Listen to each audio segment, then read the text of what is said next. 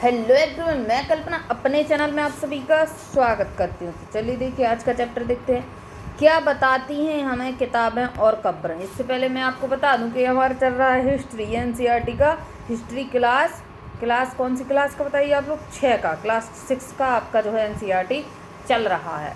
और मैंने पूरा भूगोल जो है आपका 6 से 12 तक का करवा दिया है। साइंस मैंने आपका 6 से 10 तक का करवा दिया है। डायरेक्ट आपको प्ले लिस्ट मिल जाएगा, तो जाके एक बार देख लीजिए। बहुत ही अच्छे से एक्सप्लेन किया हुआ है पूरा भूगोल, और आपका अच्छा खासा साइंस कंप्लीट हो जाएगा। तो चलिए देखते हैं, हिस्ट्री देखेंगे क्लास 6 से। और देखिए इसको ज़्यादा से ज़्यादा शेयर कर दीजिए, क्योंकि पूरी जो है हिस्ट्री में आपकी 6 से 12 तक कराने वाली हूँ। जल्दी से जल्दी 1-1.5 महीने के अंदर अंदर आपका 6 से 12 तक का इतिहास पूरा समाप्त हो जाएगा। चलिए देखिएगा आगे, क्या बताती हैं हमें किताबें और खबरें। जो हमें पुरानी किताबें मिली हुई हैं उनसे हमें क्या जानकारी मिलती है, जो खबरें मिली हुई हैं उनसे हमें क्या जानकारी मिलती है। तो इस चीज़ के बारे में हम आज पढ़ेंगे। तो एक छोटी सी कहानी दी हुई है, पहले इसको देख लेते हैं। पुस्तकालय में मैरी कहाँ गई? पुस्तकालय में गई। पुस्तकालय में गई होगी तो उसको किताबें मिली होंगी। जैसे ही घंटी बजी, शिक्षक ने छात्रों को अपने साथ आने को कहा। आज वे पहली बार पुस्तकालय जा रहे थे। मैरी ने देखा कि पुस्तकालय उसकी कक्षा से काफ़ी बड़ा था और वहाँ किताबों से भरे कई रैक थे। कोने में एक अलमारी थी जो मोटी मोटी किताबों से भरी हुई थी। मैरी को एक अलमारी खोलने की कोशिश करते देख शिक्षक ने कहा, उस अलमारी में अलग अलग धर्मों से जुड़ी हुई महत्वपूर्ण किताबें रखी हुई हैं। क्या तुम्हें मालूम है कि हमारे पास वेदों का भी एक संग्रह है? मैरी सोचने लगी, वेद क्या होते हैं, चलो पता लगाइए। मैरी को नहीं पता था वेद क्या होते हैं। तो अब आगे देखेंगे कि आखिर ये सब चीज़ें हैं क्या। दुनिया के प्राचीनतम ग्रंथों में से एक है वेद। क्या है? वेद। तो सबसे इसका इम्पोर्टेंट है, जो वेद के आपको नाम आने चाहिए, लाइन से आने चाहिए। ऋग्वेद, सामवेद, यजुर्वेद, अथर्ववेद। ठीक है, अथर्ववेद। सबसे पुराना वेद आपका ऋग्वेद माना जाता है। बहुत पूछा जाता है कि इन चारों में से सबसे पुराना वेद कौन है, तो आपका ऋग्वेद है, जिसकी रचना लगभग 3500 साल पहले हुई। ऋग्वेद में 1000 से ज़्यादा प्रार्थनाएं हैं, जिन्हें सूक्त कहा जाता है। एग्जाम में सीधा सीधा पूछेगा ऋग्वेद में कितने सूक्त हैं, तो हमें पता होना चाहिए 1000 से ज़्यादा। सूक्त का मतलब है अच्छी तरह से बोला गया। ठीक है, अच्छी तरह से बोला गया। ये विभिन्न देवी देवताओं की स्तुति में रचे हुए हैं। कैसे रचे हुए हैं? विभिन्न देवी देवताओं की स्तुति प्रार्थना में रचे हुए हैं। इनमें से 3 देवता उस समय बहुत महत्वपूर्ण थे, अग्नि, इंद्र, सोम। अब इसमें एग्जाम में क्वेश्चन पूछा जाता है कि जो अग्नि देवता थे, अग्नि जो थे आग के देवता थे। इंद्र पूछ लेता है, युद्ध के देवता थे।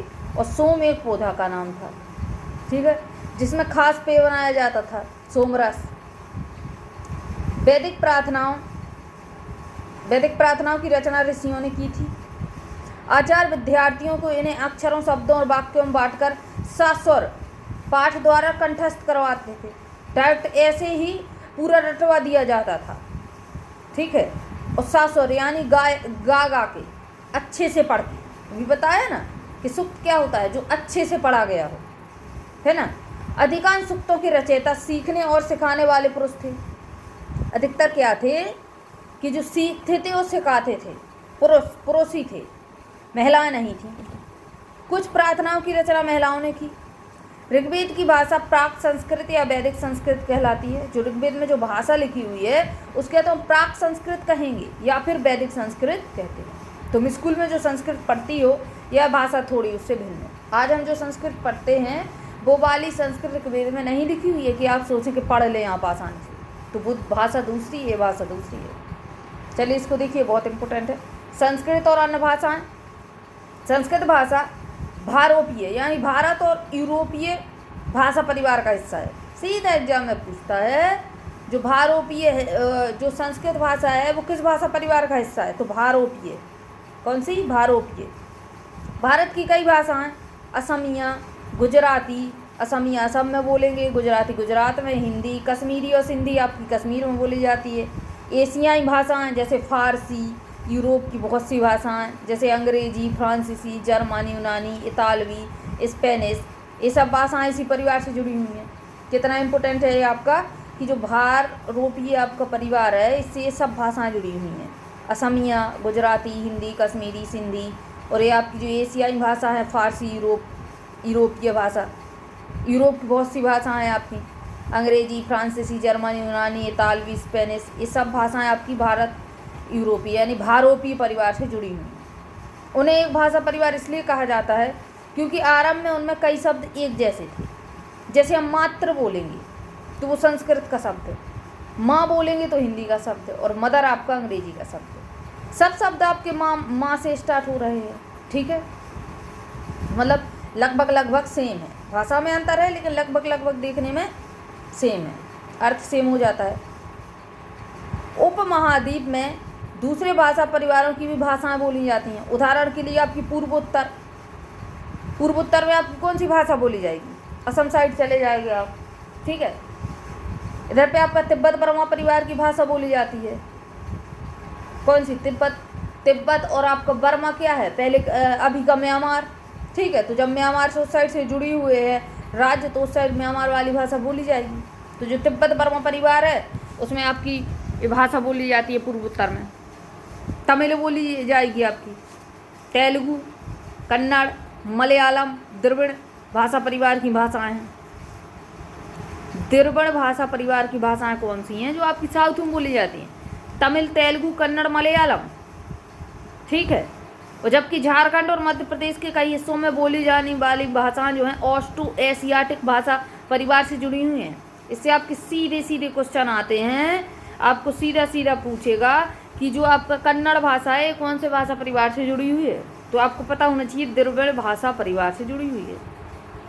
इसके बाद पूछ लेगा मध्य भारत में जो भाषा बोली जाती है वो किस भाषा परिवार का हिस्सा है, या फिर झारखंड में जो भाषा बोली जाती है वो किस भाषा परिवार का हिस्सा है? तो आप आसानी से बताएंगे ऑस्ट्रो एशियाटिक भाषा परिवार से ये चीज़ें जुड़ी हुई हैं, ठीक है। तो ये चीज़ें याद कर लेना आप लोग, बहुत इंपॉर्टेंट है ये वाला टॉपिक आपका। हम जिन किताबों को पढ़ते हैं वे लिखी हुई और छापी गई हैं। अभी फ़िलहाल में आप यही किताब ले लीजिए जो हम पढ़ रहे हैं, ये कैसी है? लिखी हुई और आपकी टाइप की हुई छापी गई पुस्तक है। ऋग्वेद का उच्चारण किया जाता था और श्रवण किया जाता था। देखिए क्या किया जाता था, एक व्यक्ति यानी मास्टर बैठेगा, टीचर बैठेगा, वो उच्चारण करेगा यानी बोलेगा, और जो स्टूडेंट बैठे होंगे, जो उनके शिष्य बैठे होंगे, वो श्रवण यानी सुनेंगे, ठीक है, ना कि पढ़ा जाता था। अच्छा खासा तरीके से उच्चारण करके बच्चों को सुनाया जाता था, और बच्चे ध्यान से सुनते थे कि एक बार में उनके दिमाग में चढ़ जाती थी चीज़ें, है ना। रचना के कई सदियों बाद इसे पहली बार लिखा गया। इसे छापने का काम तो मुश्किल से 200 साल ही पहले हुआ। बताइए अभी छपा कब है ऋग्वेद? तो आप कहेंगे 200 साल पहले। इतिहासकार ऋग्वेद का अध्ययन कैसे करते हैं? इतिहासकार को पढ़ता कैसे बना? इतिहासकार जो है वो पढ़ते कैसे हैं इस भाषा को? इतिहासकार पुरातत्ववेत्ताओं की तरह ही अतीत के बारे में जानकारी इकट्ठा करते हैं, लेकिन भौतिक अवशेषों के अलावा वे लिखित स्रोतों का भी उपयोग करते हैं। जो चीज़ें मिल रही हैं, मान लीजिए हड्डी मिल गई, तो पता चलेगा कि कौन सा जानवर खाते हैं, कौन सा जानवर शिकार करते हैं, तो ये तो भौतिक अवशेष आपके हो गए, ठीक है। कुछ सामान भी मिला हुआ है, मन के भी मिले हुए हैं, तो ये तो सब आपका भौतिक अवशेष है। लेकिन कुछ लिखित साक्ष्य भी तो हैं, तो इतिहासकार क्या करते हैं? लिखित साक्ष्य का प्रयोग करते हैं। चलो देखते हैं कि ऋग्वेद का अध्ययन कैसे करते हैं। देखिए इधर पे ऋग्वेद के कुछ सूक्त वार्तालाप के रूप में दिए हुए हैं। विश्वामित्र नामक ऋषि और देवियों के रूप में पूजित दो नदियाँ, कौन सी? ब्यास और सतलज के बीच एक संवाद दिया हुआ है, ठीक है। संवाद एक ऐसे सूक्त का अंश है, यानी यहाँ पे जो दिया हुआ है वो एक आपका जो है संवाद दिया हुआ है, और उसमें विश्वामित्र और नदियों के बीच वार्तालाप का सूक्त आपका जो है दिया हुआ है टॉपिक। चलिए इसको देखिएगा। विश्वामित्र और नदियाँ, तो विश्वामित्र क्या कहते हैं नदियों से? विश्वामित्र बोलते हैं, हे नदियों, अपने बछड़ों की चाटती हुई दो दमकती गायों की तरह दो फुर्तीले घोड़ों की चाल से पहाड़ों से नीचे आओ। इंद्र द्वारा दी हुई शक्ति से स्फूर्त तुम रथों की गति से सागर की ओर बह रही हो। तुम जल से परिपूर्ण हो और एक दूसरे से मिल जाना चाहती हो। हर नदी जो है आपकी एक न एक नदी में जाके मिलती है और लास्ट में जाके सागर में गिर जाती है, महासागर में। तो वही चीज़ बोला है विश्वामित्र ने। तो नदियाँ बोलती हैं, जल से परिपूर्ण हम देवताओं के बनाए रास्तों पर चलती हैं। एक बार निकलने पर हमें रोका नहीं जा सकता। हे ऋषि, तुम हमसे प्रार्थना क्यों कर रहे हो? बिना काम की तो कोई प्रार्थना करेगा नहीं, तो विश्वामित्र का भी कुछ काम ही होगा। ठीक है। विश्वामित्र, हे बहनों, तुम गायक की प्रार्थना सुनो। मतलब ये चीज़ें ऐसी नहीं है कि आप ऐसे सीधे सीधे चिल्लाएंगे, हे नदियाँ अपने बछड़ों को चाटती हुई दो दमकती गाँव की तरह, ऐसे नहीं चिल्लाएगा कोई। बड़े कायदे से इसको गाया जाता था। ठीक है, इसका अच्छे से उच्चारण किया जाता था। तो विश्वामित्र बोलते हैं, हे बहनों, तुम गायक की प्रार्थना सुनो। गायक यानी वो गा रहे हैं इन चीज़ों को। मैं रथों और गाड़ियों सहित बहुत दूर से आया हूँ। कृपया करके अपने जल को हमारे रथों और गाड़ियों की धुरियों के ऊपर ना उठाएं, ताकि हम आसानी से उस पार जा सकें। यानी सीधी बात है, विश्वामित्र को नदी पार करनी है। उस समय कुछ आपका ऐसा साधन नहीं था कि पुल बनाओ कि विश्वामित्र नदी पार कर जाए। तो नदियों से प्रार्थना कर रहे हैं। क्यों? क्योंकि नदियों को माता माना जाता था। ठीक है, नदियों को माता माना जाता था। नदियाँ पहले सुनती थी। नदियाँ, हम तुम्हारी प्रार्थना सुनेंगे जिससे तुम सब सुरक्षित उस पार जा सको। इतिहासकार यह बताते हैं कि यह प्रार्थना उस क्षेत्र में रची गई होगी जहाँ ये नदियाँ बहती हैं। सतलज ब्यास आपकी कहाँ बहती है? सिंधु नदी की सहायक नदियाँ हैं, दूसरी साइड बहेंगी। तो क्या मतलब है कि ये जो आपका सूक्त दिया हुआ है, जो ऋग्वेद दिया हुआ है, ऋग्वेद में इस सूक्त, इसकी रचना कहाँ की गई होगी? सतलज ब्यास नदी के पास की गई होगी। वे यह भी सुझाते हैं कि जिस समाज में ऋषि रहते थे वहाँ घोड़ों और गायों को बहुत महत्व दिया जाता था, इसलिए नदियों की तुलना घोड़ों और गायों से की गई है। ठीक है, तो चलिए अब आगे देखेंगे क्या लिखा हुआ है। ऋग्वेद की प्रार्थनाओं में अन्य दूसरी नदियाँ, खासकर सरस्वती नदी आपकी, जो सिंधु और उसकी सहायक नदियों का भी जिक्र है। गंगा और यमुना का उल्लेख सिर्फ एक बार मिलता है, गंगा यमुना का उल्लेख नहीं मिला। अब जब बताइए गंगा यमुना का उल्लेख नहीं मिलता है ऋग्वेद में, तो इससे सीधी सीधी साफ बात निकलती है कि ऋग्वेद की रचना कहाँ हुई? तो सिंधु नदी और सिंधु नदी की सहायक नदियों के आसपास ही ऋग्वेद की रचना हुई। गंगा यमुना का कोई लेना देना नहीं था उस समय तो। मिलते है, एक आध बार मिल गया, लेकिन अधिकतर जो है आपका सबसे ज़्यादा बार उल्लेख आपको मिलेगा किसका? सरस्वती नदी का। सरस्वती आपकी नदीतमा, नदियों की माता कही जाती थी। एग्जाम में सीधा पूछता है कि नदियों की माता किसको कहा जाता था उस समय पे? तो सरस्वती नदी को। और सिंधु की सहायक नदियाँ की चर्चा मिलती है, लेकिन अगर आप कहें गंगा यमुना का तो मात्र एक बार मिलता है इसमें उल्लेख। यानी सीधी सी बात है, ऋग्वेद और गंगा नदी का दूर दूर तक ज़्यादा कुछ लेना देना नहीं है। चलिए आगे देखिए। मवेशी, घोड़े और रथ क्या है? घोड़े, रथ, मवेशी। देखिए ऋग्वेद में मवेशियों का उल्लेख मिला हुआ है। बच्चों में खासकर पुत्रों बस का उल्लेख मिला हुआ है। और घोड़ों की प्राप्ति के लिए अनेक प्रार्थनाएं हैं। अब जिसको लड़का चाहिए तो वो लोग प्रार्थना करते थे, इसमें सूक्त पाए गए हैं उस चीज़ के लिए। और अच्छे घोड़े चाहिए अपने रथ के लिए। ठीक है, तो उस चीज़ के लिए भी ये लोग क्या करते थे? प्रार्थना लिखी हुई हैं। घोड़ों की लड़ाइयों में रथ खींचने के काम आते थे। घोड़े जो हैं लड़ाइयों में रथ खींचने के काम लाया करते थे। इन लड़ाइयों में मवेशियाँ जीत कर लाते थे। लड़ाइयाँ वैसे ज़मीन के लिए भी लड़ी जाती थी, जहाँ अच्छे चारागाह हों, जहाँ पर जो जैसी जल्दी तैयार हो जाने वाली फसलें उपजाई जा सकती हों अच्छी खासी। कुछ लड़ाइयाँ पानी के स्रोतों और लोगों को बंदी बनाने के लिए भी लड़ी जाती थी। तो अपने तरह तरह के थे इनके एंटरटेनमेंट कि क्या करना है क्या नहीं करना है। युद्ध में जीते गए धन का कुछ भाग सरदार रख लेते थे तथा कुछ हिस्सा पुरोहित को दे दिया जाता था। शेष धन आम लोगों में बांट दिया जाता था। कुछ धन यज्ञ करने के लिए भी प्रयुक्त किया जाता था। पहले यज्ञ बहुत होते थे उस समय पे। यज्ञ की आग में आहुति दी जाती थी। ये आहुतियाँ देवी देवताओं को दे दी जाती थी। ठीक है, मतलब आग में जब हम कुछ डालेंगे तो क्या रहता था इन लोगों को, ये चीज़ हमने देवी देवताओं को दे दी है। घी, अनाज और कभी कभी जानवरों की भी आहुति दे दी जाती थी। ठीक है, तो घी अनाज तक तो ठीक है, लेकिन ये जानवरों की आहुति कुछ ठीक नहीं था। चलिए आगे देखिए। अधिकांश पुरुष इन युद्धों में भाग लेते थे, महिलाएं युद्ध करने नहीं जाती थी। कोई स्थायी सेना नहीं होती थी, लेकिन लोग सभाओं में मिलते जुलते थे। ठीक है, एक सभा बनाएंगे, कमेटी बनाएंगे और बैठ के मिलेंगे तो फिर डिसाइड करेंगे। और युद्ध व शांति के विषय में सलाह मशवरा करते थे। वहाँ ये ऐसे लोगों को अपना सरदार चुनते थे जो बहादुर कुशल योद्धा हो। ठीक है, तो ऐसे किसी को चुनेंगे नहीं कि भाई सरदार कोई भी बन जाए, अच्छे खासे व्यक्ति को चुना जाएगा। लोगों की विशेषता बताने वाले शब्द देखिए, इधर पे कुछ शब्द दिए हुए हैं ऋग्वेद में।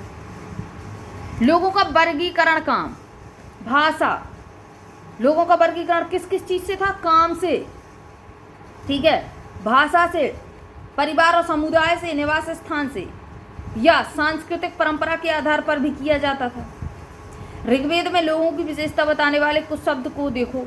ऐसे दो समूह हैं जिनका वर्गीकरण काम के आधार पर किया गया है। जैसे बात करेंगे पुरोहित, जिन्हें कभी कभी ब्राह्मण कहा जाता था, तरह तरह के यज्ञ और अनुष्ठान कराते थे। दूसरे थे राजा।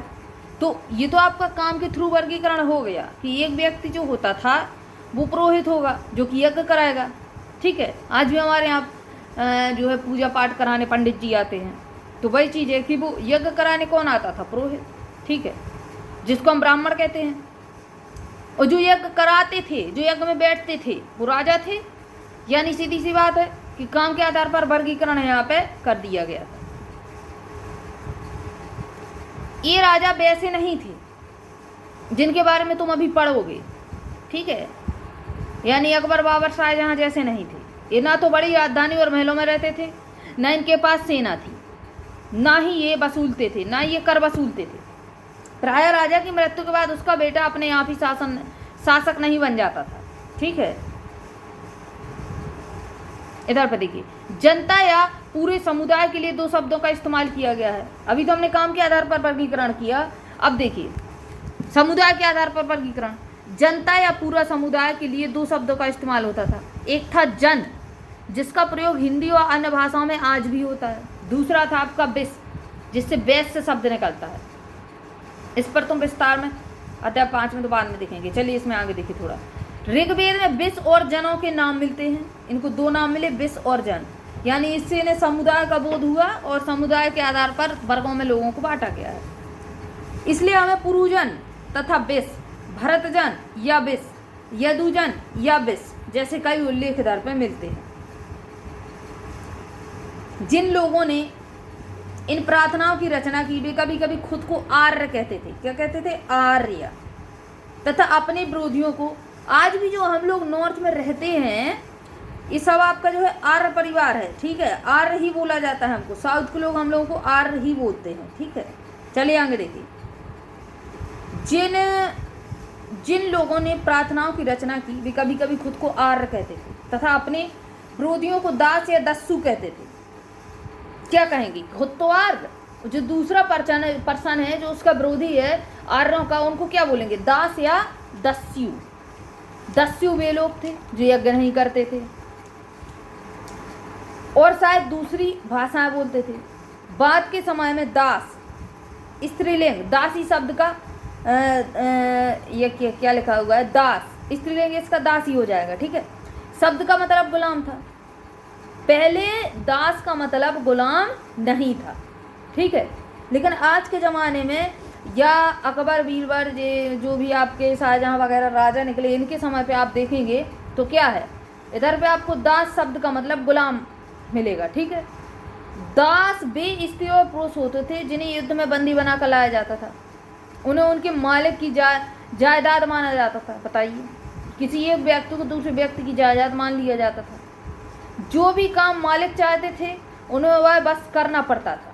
मतलब जो वो लोग बंदी बना के आए हैं, तो अब वो अपने मालिक, जब मालिक की वो जायदाद हैं तो मालिक जैसे चाहेगा उन्हें चलाएगा। जिस युग में उपमहाद्वीप के उत्तर पश्चिम में ऋग्वेद की रचना हो रही थी, उत्तर पश्चिम में देखिए आप, पहली बात उत्तर पश्चिम में रचना देखिए, इधर पे पूर्व, पश्चिम, उत्तर, ये हो गया आपका दक्षिण। तो ये हिस्सा है आपका सिंधु नदी वाला, सतलज व्यास वाला। उत्तर पूर्व में एग्जाम में सीधा पूछेगा ऋग्वेद की जो रचना हुई वो कहाँ, किस साइड हुई, दिशा पूछेगा आपसे, डायरेक्शन तो पता होना चाहिए उत्तर पश्चिम। उसी समय दूसरी जगहों पर एक अलग तरह का विकास हो रहा था। चलिए आगे देख लेते हैं क्या अलग तरह का हो रहा था। खामोश प्रहरी, कहानी महापाषाणों की। तो खामोश प्रहरी नाम से एक कहानी दी हुई है जो कि महापाषाणों की कहानी दी हुई है। ये शिलाखंड महापाषाण, महापाषाण से महा मतलब बड़ा, पाषाण मतलब पत्थर, नाम से जाने जाते हैं। ये पत्थर दफन करने की जगह पर लोगों द्वारा बड़े करीने से लगाए जाते थे, बहुत ही अच्छे तरीके से लगाए जाते थे। महापाषाण कब्रें बनाने की प्रथा लगभग 3000 साल पहले हुई। कब्रें जो है बहुत ही आपकी सजा धजा के इससे जो है पाषाणों से बनाई जाती थी। यह प्रथा दक्कन में, साउथ में, दक्षिण भारत में, उत्तर पूर्व भारत में और कश्मीर में प्रचलित थी। ठीक है, तो लगभग पूरे भारत में ही थी प्रचलित। कुछ महत्वपूर्ण महापाषाण पुरास्थल मानचित्र 2 में दिखाए गए हैं। कुछ महापाषाण जमीन के ऊपर ही टिक जाते हैं, कुछ महापाषाण जमीन के भीतर भी हैं। तो कब्रें हैं जमीन के अंदर बाहर दोनों साइड इन लोगों ने बना रखी है। ये देखिए ये महापाषाणों के द्वारा किस प्रकार से कब्र आपकी सजाई गई है, और ये आपका इधर पे जो है डेड बॉडी रखी जाएगी। बाकी पहले छोटे छोटे पत्थर लगाए हुए हैं, फिर इस पर छोड़ के बड़ा बड़ा पत्थर लगाया हुआ है, मतलब एकदम पूरा डिजाइन किया हुआ है। ठीक है, चलिए देखिए आगे। कई बार पुरातत्वविदों को गोलाकार सजाए हुए पत्थर मिलते हैं, कई बार अकेला खड़ा हुआ पत्थर मिलता है। ये ही एकमात्र प्रमाण है जो जमीन के नीचे कब्रों को दर्शाता है। महापाषाणों के निर्माण के लिए लोगों को कई तरह के काम करने पड़ते थे। हमने जो कार्यों की, इसको चलिए हटाइए, इसको देखिए। इन सब कब्रों में कुछ समानताएं हैं। सामान्यतः मृतकों को खास किस्म के मिट्टी के बर्तनों के साथ दफनाया जाता था। मिट्टी के बर्तन रखे जाते थे उसमें, जिन्हें काले लाल रंग के बर्तनों यानी ब्लैक एंड रेड वेयर बोला जाता था। इनके साथ ही मिले हैं लोहे के औजार और हथियार। यानी सीधी बात है, जो व्यक्ति मर गया उसकी डेड बॉडी के साथ उसका पूरा सामान दफना दिया जाता था। सामान के साथ साथ जानवर, दास दासी तक दफना दिए जाते थे। ये हालत थी। ठीक है, तो घोड़े के कंकाल मिले हुए हैं। कोई राजा है, उसका अच्छा खासा घोड़ा है, प्रिय घोड़ा है, तो उसको भी साथ में कब्र के साथ दफनाया जाएगा। और सामान तथा पत्थर और सोने के गहने भी दफना दिए जाते थे। ठीक है, तो ये आपकी कुछ सामान मिले हुए हैं, देखिए दर पे कुल्हाड़ी, कटार। चलिए आगे देखते हैं। लोगों की सामाजिक असमानताओं के बारे में पता करते हैं कि लोगों की सामाजिक समानता कैसी थी, असमान थी, समान थी, इसके बारे में देखिए। पुरातत्वविद यह मानती है कि कंकाल के साथ पाई गई चीजें मरे हुए व्यक्ति की ही रही होंगी। कभी कभी एक कब्र की तुलना में दूसरी कब्र से ज्यादा चीजें मिली हैं।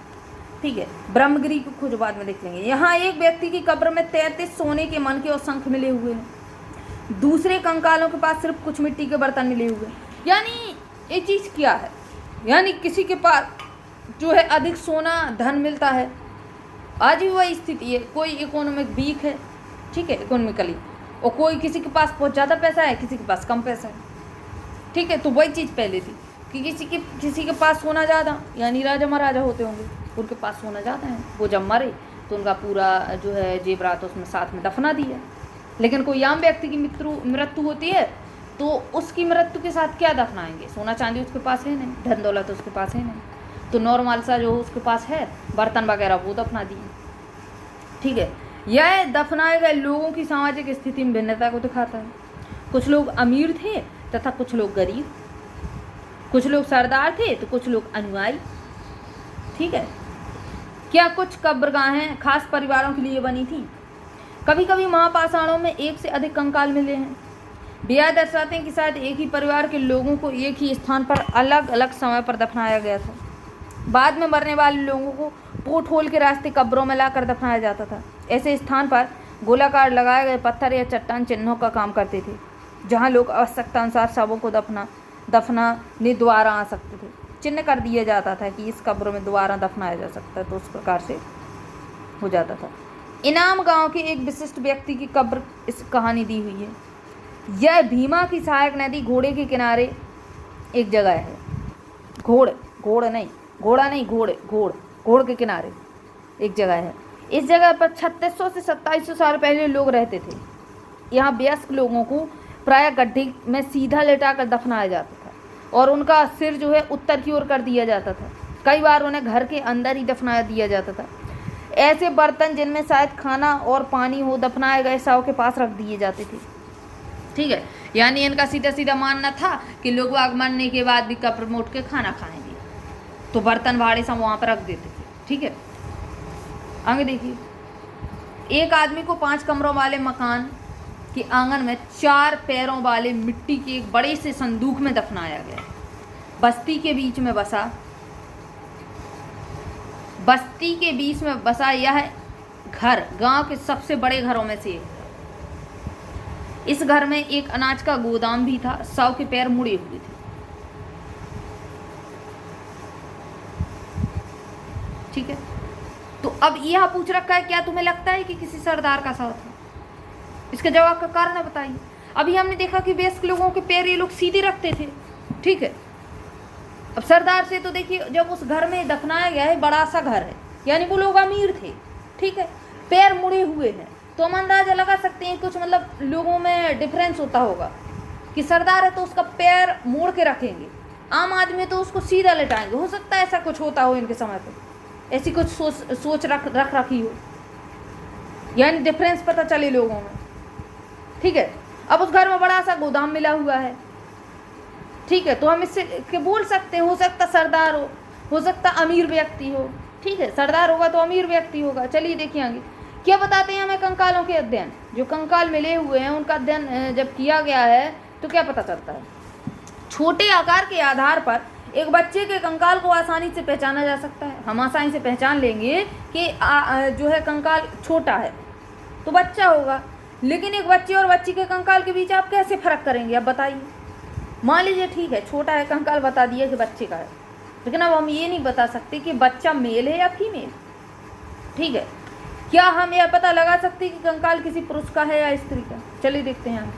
कभी कभी लोग कंकाल के साथ मिले सामानों के आधार पर इसका अंदाजा लगाते हैं।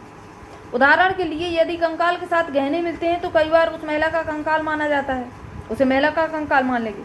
लेकिन ऐसी समझ के साथ समस्या है, अक्सर पुरुष भी तो पहले आभूषण पहनते थे, तो हम कैसे कह देंगे कि महिला का कंकाल है या पुरुष का? तो ये चीज़ एक समस्या आई। चलिए आगे देखिए।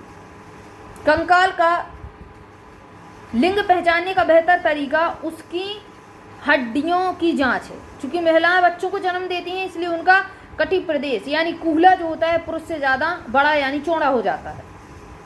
तो इस तरीके से लोग पहचान सकते हैं कि ये जो है स्त्री का कंकाल है या पुरुष का। ये समझ कंकालों के आधुनिक अध्ययन पर आधारित है। यानी पहले समझ में नहीं आया, लेकिन अब जो स्थिति है, अब जो साइंस आपका बढ़ चुका है, तो अब हमें चीज़ें समझी हमने कि अगर जो है उनका कूहला बड़ा दिख रहा है कंकाल का, तो उसमें क्या है, स्त्री हो जाएगी। ठीक है, आज से लगभग 2000 साल पहले चरक नाम के प्रसिद्ध वैद्य थे, जिन्होंने चिकित्सा शास्त्र पर चरक संहिता का नाम किताब लिखी। एग्जाम में सीधा पूछता है, ठीक है, कि चरक संहिता आपकी किससे संबंधित है? तो चिकित्सा शास्त्र से है।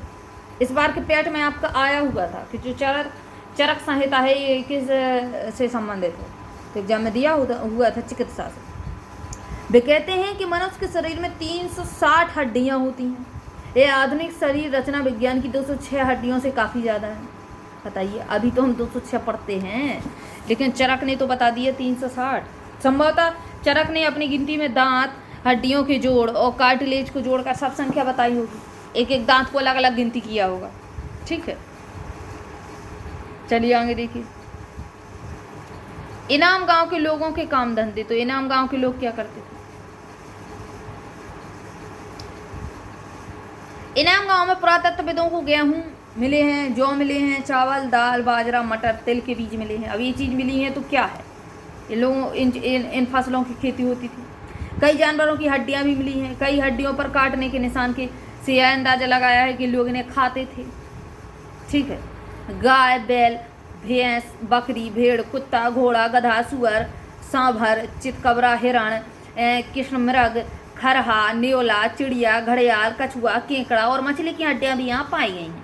ऐसे साक्ष्य मिले हैं कि बेर, आंवला, जामुन, खजूर और कई तरह के रसभरियाँ एकत्र की गई हैं। यानी कई तरीके के रस भरे फल भी यहाँ पे इन लोगों को मिले हुए हैं पुरातत्वविदों को। चलिए आगे देखिए, अन्यत्र में क्या लिखा हुआ है। अन्यत्र जो आपका होता है, इसमें आपका दूसरे देश का ब्यौरा दिया होता है। ठीक है, अन्यत्र में एटलस में चीन को देखो, बाद में देख लेंगे। लगभग 3500 साल पहले हम यहाँ की लेखन कला के सबसे पुराने उदाहरण पाते हैं। देखिए देखो, यह जानवरों की हड्डियों पर लिखा गया था उन्हें भविष्यवाणी करने वाली हड्डियां कहा जाता था। ये जो दिख रहा है आपको जानवर की हड्डी है, और इस हड्डी पे जो चीज़ लिखी हुई है इसको बोलेंगे भविष्यवाणी। जो लिख दिया भविष्यवाणी हो गई। भविष्यवाणी करने वाली हड्डियां बोलते थे इनको, क्योंकि मान्यता थी कि यह भविष्य बताती हैं। राजा लोग लिपिकारों से इन हड्डियों पर सवाल लिखवाते थे। क्या वे युद्ध जीतेंगे? क्या फसलें अच्छी होंगी? क्या उन्हें पुत्र होंगे? फिर इन हड्डियों को आग में डाल दिया जाता था, जहाँ इनमें गर्मी से चटक कर दरार पड़ जाती थी। भविष्यवक्ता इन दरारों को बड़े ध्यान से देखकर भविष्यवाणी किया करते थे। सब फालतू की बात है, कुछ नहीं होता है ऐसा। हड्डी चटकेगी, उससे क्या पता लग जाएगा कि इससे भविष्य क्या है। जैसा शायद तुम भी सोच रही होगी, भविष्यवक्ता कभी कभी गलती भी कर देते होंगे। ठीक है। ये राजा शहरों में महल बनाकर रहते थे। उन्होंने बेशुमार दौलत इकट्ठा कर रखी थी, जिनमें बड़े बड़े नक्काशी किए हुए कांसे के बर्तन शामिल थे, लेकिन वे लोहे का इस्तेमाल करना नहीं जानते थे। चलिए देखेंगे, कांसा तो था, लोहा नहीं था उस समय तो। ये तो आपका चैप्टर इधर पर ख़त्म होता है। अब देखिए उपयोगी शब्द, वेद, प्रार्थना, ये सब चीज़ें आपकी उपयोगी शब्द, और दूसरी बात आपके क्वेश्चन आंसर। ये दोनों चीज़ें आपको मिलेंगी एक क्वेश्चन आंसर वीडियो में। तो वीडियो को शेयर कर दीजिए, ठीक है, और ज़्यादा से ज़्यादा लोगों को शेयर करिए, सब्सक्राइब करिए, लाइक करिए अगर पसंद आया हो तो, और ऐसे ही चैनल से जुड़े रहिए। और अब मिलेंगे नए वीडियो के साथ। और ये जो आपका है क्वेश्चन आंसर, में आपको जैसे ही कक्षा 6 का आपका हिस्ट्री खत्म होगा तो मैं आपको क्वेश्चन आंसर कक्षा 6 के स्टार्ट करा दूंगी, और साथ साथ ही आपका कक्षा 7 का हिस्ट्री पढ़ेंगे। ठीक, तो अब मिलते हैं नए वीडियो के साथ, नेक्स्ट चैप्टर के साथ। तब तक के लिए जय हिंद, जय भारत।